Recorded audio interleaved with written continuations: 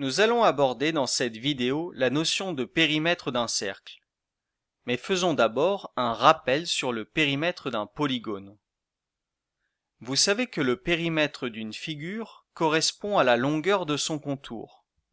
Ainsi, pour calculer le périmètre de n'importe quel polygone, comme le pentagone à gauche de l'écran, il suffit d'additionner les longueurs de ses côtés. Le périmètre du pentagone est ainsi de 14,1 cm. Pour le périmètre du triangle, on additionne les longueurs de ses trois côtés et on obtient 9,6 cm. Pour celui du carré, on peut additionner aussi les longueurs de tous ses côtés, mais comme ils sont tous égaux, il est plus simple de multiplier la longueur d'un côté par 4, on obtient 10 cm. Et enfin, pour le rectangle, on peut additionner les longueurs de tous les côtés, ce qui revient plus simplement à multiplier par 2 la somme de la longueur et de la largeur du rectangle. Et on obtient ici 14 cm. On remarque que le fait d'additionner les longueurs des côtés pour calculer le périmètre d'un polygone est très intuitif, et se révèle ainsi simple à faire. Cependant, il est beaucoup plus abstrait de comprendre comment déterminer le périmètre d'un cercle, appelé également circonférence du cercle.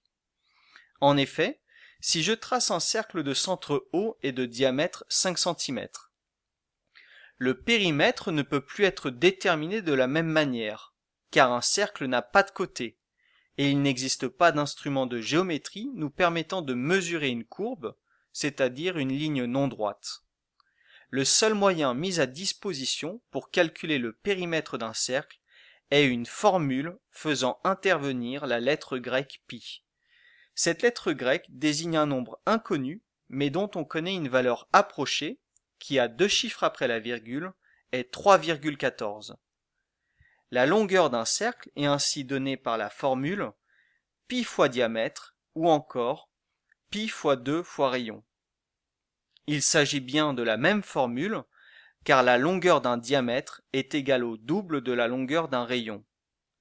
Pour calculer le périmètre de ce cercle, de diamètre 5 cm, on note donc la formule.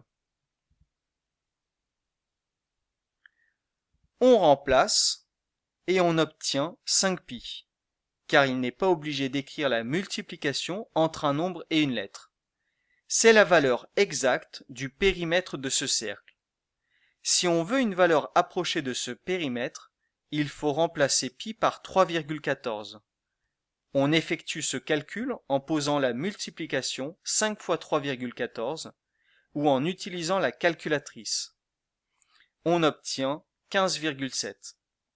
C'est une valeur approchée au centième près du périmètre du cercle.